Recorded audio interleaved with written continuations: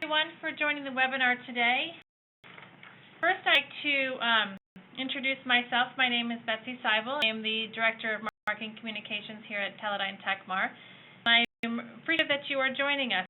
Today's webinar is titled Detecting Part Per Trillion Level of VOCs in Water Using Static Headspace Analysis. And our presenter is Roger Bardsley. He has been with Teledyne Tekmar for over 4 years now and brings over 30 years of analytical method development skills perfected in the environmental, pharmaceutical, scientific research industries. Joining the Tekmar team, he has assisted numerous customers worldwide in some complicated analytical challenges with Tekmar Headspace and Purge and Trap instruments. He is the author of over 25 application notes for a wide variety of complex sample matrices while using Tekmar's Headspace and Purge and Trap auto samplers. I just wanted to, before I hand this over to Roger, wanted to give a couple of pieces of housekeeping here. If you have any questions throughout the webinar, please post them under the chat or the Q&A boxes that you see on your screen, and we'll ask the questions of Roger at the end of the webinar. And if any other questions you have, feel free to send them to me, and I will reply if I can throughout the webinar. The webinar is also being recorded and will be available on our website and on YouTube later this week. So we'll send an email, let you know it's available, but keep checking as well. And again, please put your questions throughout the webinar or at the very end. We'll address them at that point in time. So now I'd like to hand it over to Roger. Thank you, Betsy. I'd like to welcome our attendees to today's webinar also.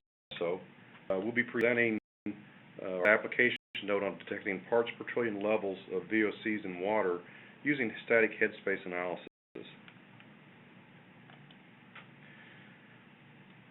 This study, we used the Versa automated headspace vial auto sampler. It's been out for over approximately a year now. I'd like to spend a few minutes talking about the Versa and static headspace analysis. What is static headspace analysis? Static headspace analysis is a technique that uses heat and a sealed vial to analyze all kinds of VOCs from numerous different matrices. It's one of the best techniques on the market for method development to the VOCs in various matrices, and with the right detector, it can provide sensitivity similar to dynamic purge and trap. What is headspace? Static headspace is when you heat a closed vial, as I said, to a constant temperature, and allow the volatiles to equilibrate the vial. Have concentration in the sample phase and concentration in the gas phase. That reaches an equilibrium and those molecules are not moving back and forth between each of those phases, then you've reached that equilibrium. That's called static equilibrium. I'll go over a little bit of graphically of the difference between purge trap, which is considered dynamic, versus static headspace. In the purge trap system, you're bubbling a gas through the sample or the headspace above the sample and taking that to a trap and trapping it. And so when you do that, you are removing most of the VOCs from the sample. It leaves little VOCs remaining in the static sample. While static headspace, you have a sealed system here. You heat it up, generate that headspace, reach the equilibrium, and then you pull a very small portion of that headspace and send it over to a GC system. Static headspace does leave some VOCs in the vial.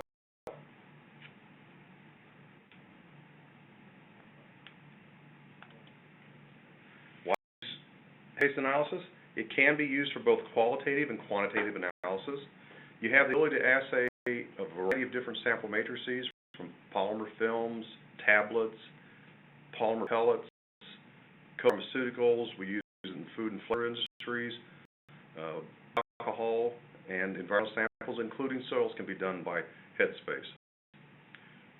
Solid samples can be analyzed directly by placing that in the vial. You get concentrations of samples. It increases the sensitivity because you can use heat, time, and some matrix modifiers to force those compounds up into the headspace. It does time and money, And when you have extraction or concentration techniques, these things can be costly. Also, you minimize time through direct sampling. This Versa Headspace takes up less bench space with a standard 104-key computer keyboard, being only 12 inches wide. Some of the art has a 20-position sample tray. It uses our valve and loop configuration that's pretty much standard on a lot of our instrumentation. It does a single sample platen position. It uses only 22 mil vials. It has a capability of going up to 200 degrees C.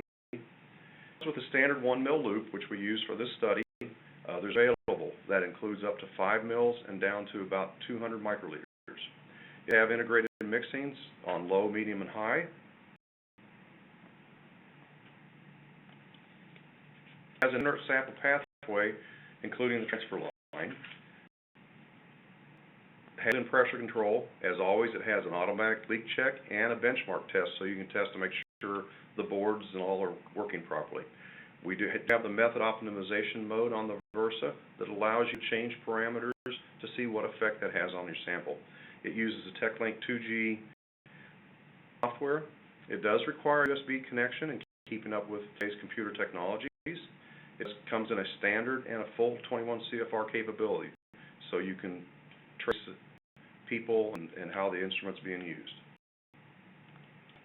This 20-position carousel, right here is the platen. It is a single platen only, as we earlier stated. The sample is placed up in there, heated, mixed, and sampled. This is what the valve oven looks like. We have the sample loop right here that is interchangeable with other sample loops. The 1 mil loop on it currently does have a 6-port valve with our line going to the GC. The RT and a platen oven covers all of this and keeps it all nice and hot. Let's see experimental conditions and the results. First, and level of VOC that need to be detected in drinking waters, we had to kind of look at the current regulations or guidance from the different regulatory boards across the world. We use the internet for some of these regulations. The requirements of the World Health Organization, the US EPA, the 83 EC directives were evaluated along with Australia, Japan, and Korea.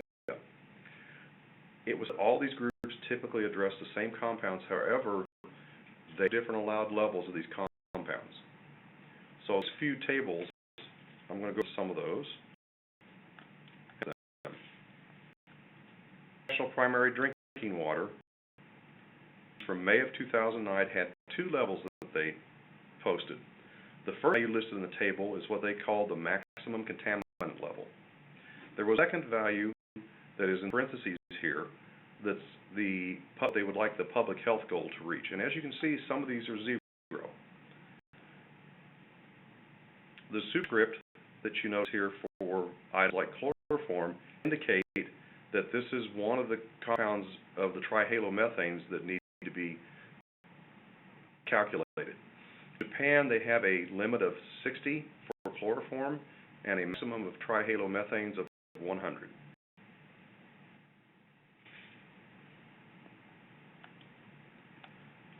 In their drinking water guidelines, maximum values for health. And you'll see here, but they also have in their regulations an aesthetic maximum value. That's in the parentheses. The thing is that 1,3-dichloropropene is an other. They have all as one compound, and it's highlighted here with the superscript C. Pesticide and separated on the GC column, but they count it all the same because it's all made the same.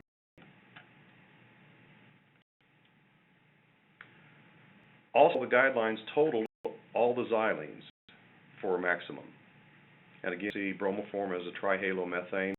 Also, there was a limit on bromoform along with the maximum.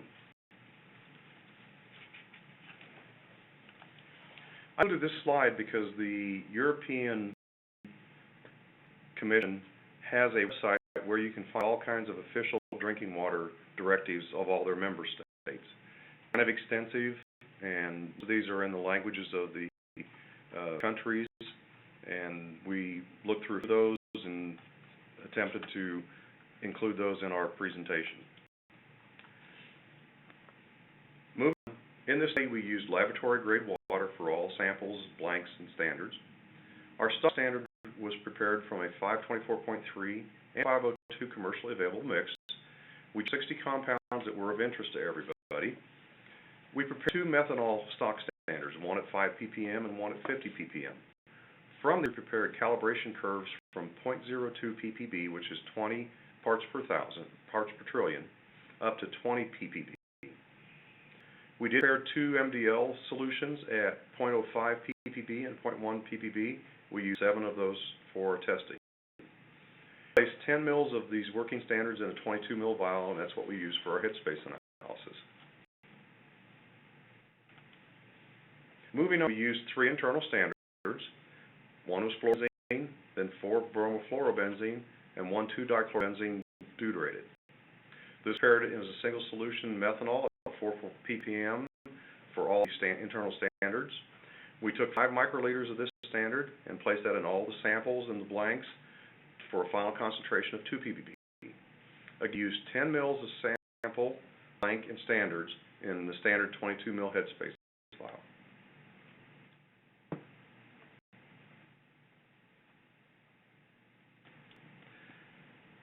The headspace parameters were used. We see cycle time to 32 minutes. You see runtime is approximately 22 minutes. We added about 10 minutes to that to allow the GC oven to cool down back to 35 degrees. Excuse me. The other thing was to set the pressure and the loop pressure. We took a vial full of 10 mils of water, placed it in there, let it go through the complete cycle, and at the end of the cycle, we read what static vial pressure is. It's available either through the history or on the screen while the run's going on. We determined that static vial pressure was approximately 7 to 8 psi, so following our manual suggestions, we took the vial pressurization up to 12 psi and the fill pressure to 9 psi. The GD mass spec, here's the parameters we used in the column.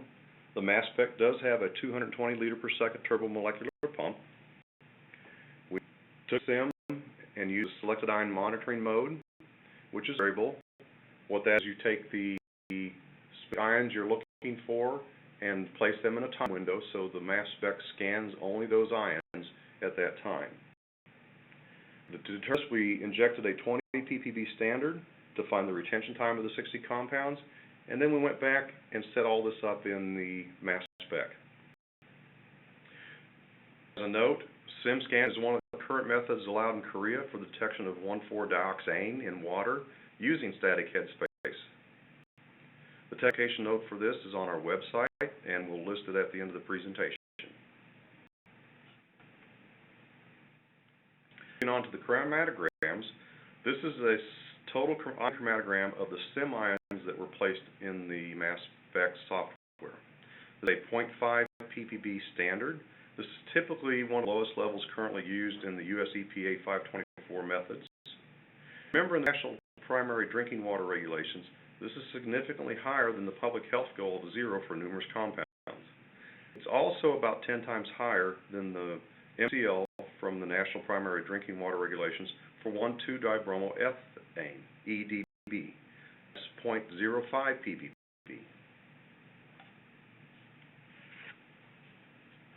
Slide is of our 0.02 ppb standard.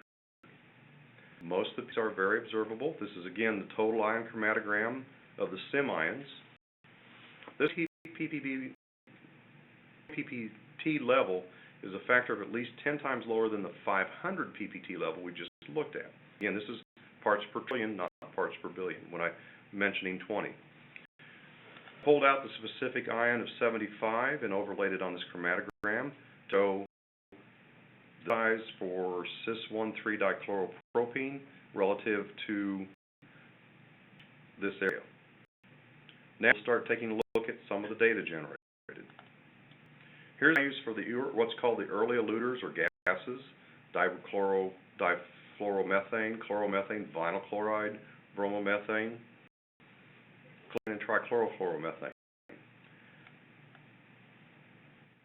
These typically are coming out of the column at the same time the water and methanol is, and this can distort these peaks. We've included the percent RSD for the calibration range of 0.02 to 20 ppb. We've included their linearities. We also included the relative standard deviations of the 0.05 ppb standard and the MDL from the 0.05 ppb standards. And as you can see, all these are very well below regulatory requirements. Now let's look at the vinyl chloride peak itself. This vinyl chloride peak of a 20 ppt standard, it is a specific ion quantity for vinyl chloride. It's reasonably Gaussian, and like all the other gases, those are also fairly Gaussian. It is well above the signal to noise level. Chloride is of importance because it can leach from plastics pipes, and it has been associated with an increased risk of cancer. Moving on to the trihalomethanes, these are compounds from the byproducts of the disinfection of drinking water, and again, you see very good relative standard deviations for the response factor, very linearity for those compounds from 0.2 to 20 ppb. For the relative standard deviations of the 0.05 ppb standard, that's very good numbers, and the MDLs are also extremely low. Again, all within the regulatory requirements we found. Looking at form, this is a 20 ppt standard of chloroform. The peak again is reasonably Gaussian, and it has a sufficient signal to be above the noise of the ion, that mass, or that retention time.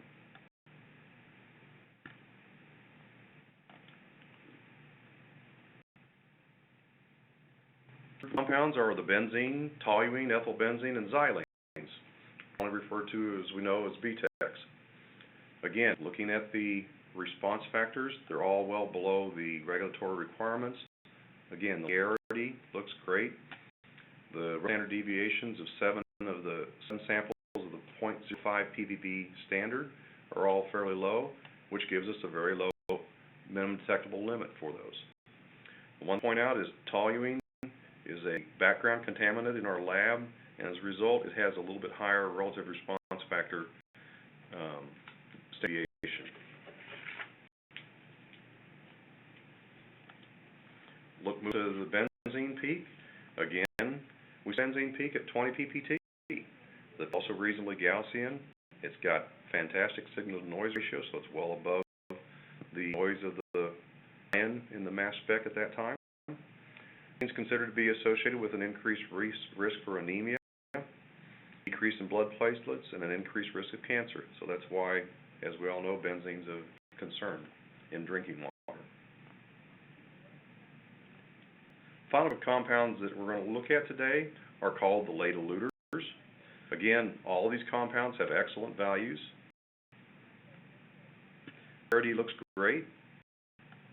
The standard deviation of 7 samples at 0.05 ppb look great, creating a very good ADLs, all well below 0.020 ppb. Slide. We're going to take it 1,2-dibromomethane. It's also ethylene dibromide, or EDB, also from the 20 ppb standard. And you can see the peak is well above the noise at 20 pt. The significance of this is one of the compounds that the EPA would like to see down below 0.05 ppb. And that was back in our previous table. One of the compounds that proved to be interesting was 1122 tetroethane. Also one of the two compounds that we were not able to see below 100 part per trillion. The response factors you can see here, linearity, were well outside the acceptable regulatory parameters, noting 38.2 and a linearity of 0.988. concerned about the elevated sample temperature at 70 degrees having an effect on this compound. So what we did, we went to the recently released US EPA method 524.3 for drinking water, which has a new sample modifying system. This uses a mixture of maleic acid and ascorbic acid. Maleic acid is used to adjust the pH of the solution, and the ascorbic acid is to dechlorinate the sample instead of what was previously used of hydrochloric acid at pH 2. We created a calibration curve, about 50 milligrams of maleic acid and 2.5 milligrams of ascorbic acid in our 10 ml sample. We did to maintain the same solution concentration that the EPA has in their method of 524.3 for a 40 ml sample. When we re-run this, you'll notice that the relative response factor of 4.3 is a lot lower, and linearity improved. And again, we can't see this below 100 ppt.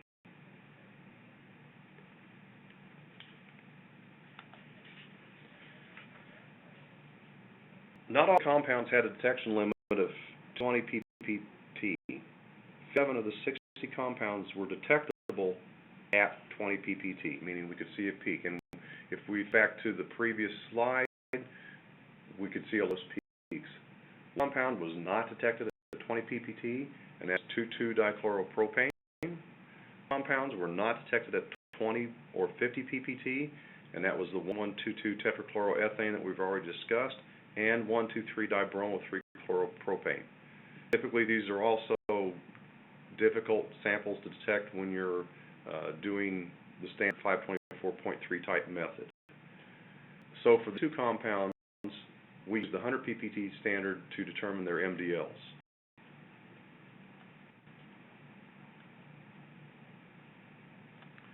Wrapping up and summarizing kind of what we did with this application. The VERSA detected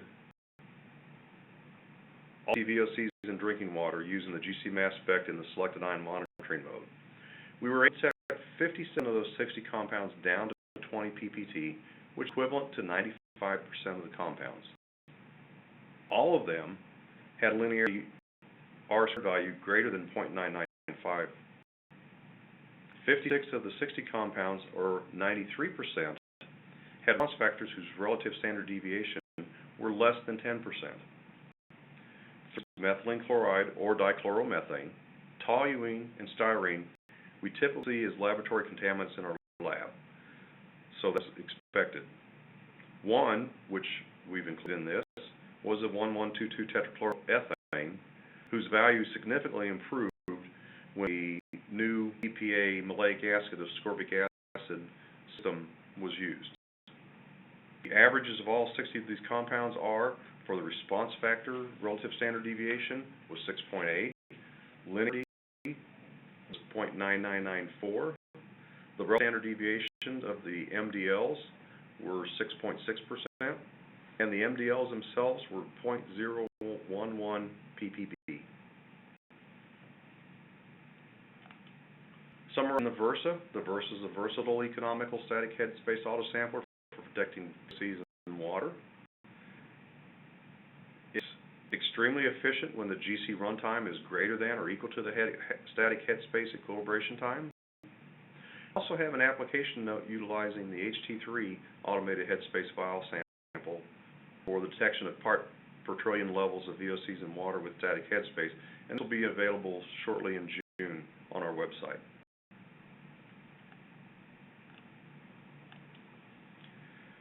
I'd like to thank everybody for attending today's webinar. I'd like to also get into questions, list a few of the other environmental drinking water headspace methods that we have on our website.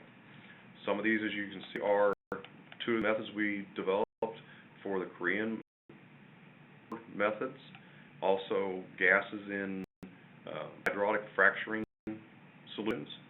We had methods for all of those. And again, the parts per trillion levels for the environmental volatiles with these new space sampler and with the HT3 will be available. At this point, I'll go ahead and put up the contact information for us, and we'll start answering some questions. Great, Roger. That was very informative. We have a couple questions so far that have been asked earlier on in the presentation. And if anybody out there has questions right now, feel free to type them in the Q&A, and as soon as we get them, we'll hand them off to Roger. So let's start.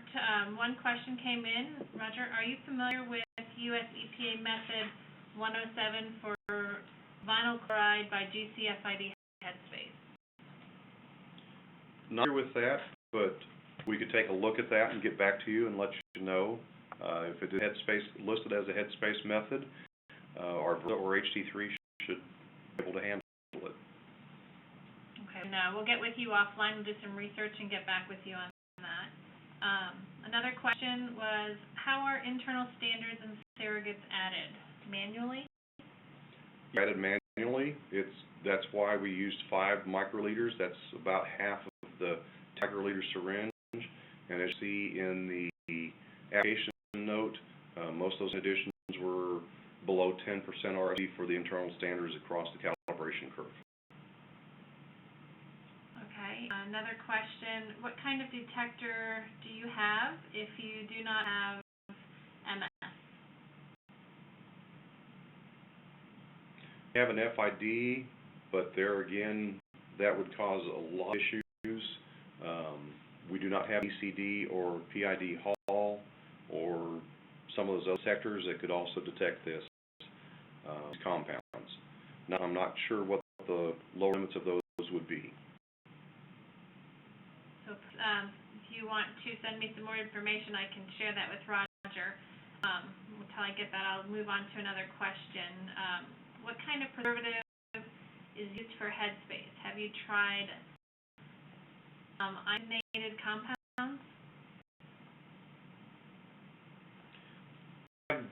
I'm not sure if you're talking about iodomethane. We did not do iodomethane for this study. As a preservative, I'm not familiar with any iodinated compounds that are used as preservative. If you could send me an email, I'll take a look at that and get you a better answer. And we've got contact information too, so we can get back with you after this. What GC column do you use for natural gases separation? The GC column that we used on the natural gas separation is I think the application note calls for QPAC. It's specific for gases and does a very good job separating those. Okay. How much of the Headspace gases go to the GC? We have a 1 mil loop on that, so 1 mil of the Headspace gas would go to the GC.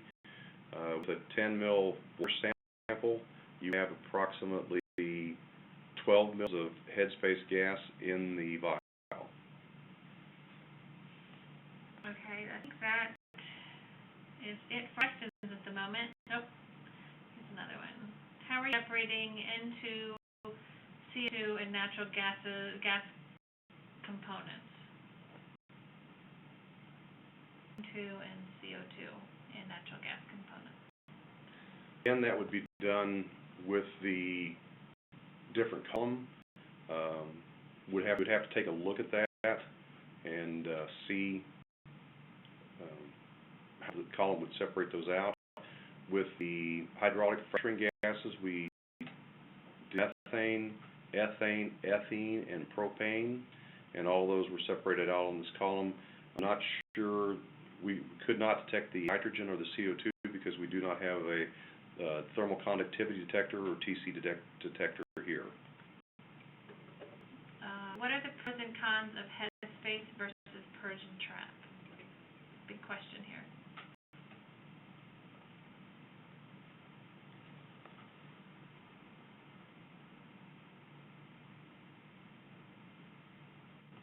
Formulating his answer. Formulating the answer. That's an interesting question to think about. I would have to sit down and take a look. I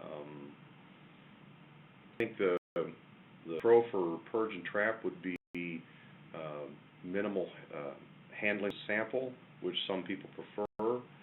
Where in Heads you'd have to do a little bit different sampling technique out in the field.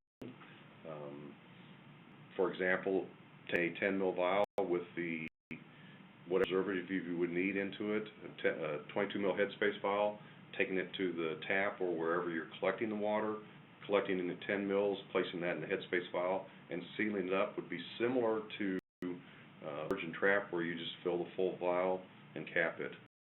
Then when you get to the lab, you could take a syringe and add through the septum 5 microliters of your internal standard and whatever surrogates you wanted to.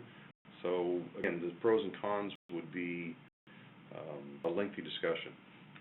They added a little bit more here, Roger, and it was that the EU uses almost exclusively Headspace and US is Persian trap. So I think that may be part of the comparison. Why would that be different? Right, and that's what we're aware of, and that's why we did this application. That was with the Korean methods that we did a couple of years ago. The rest of the world, European, prefer Headspace, and they're both fantastic techniques. They both have they're supporting regulations on sample collecting and things like that make it a wonderful technique.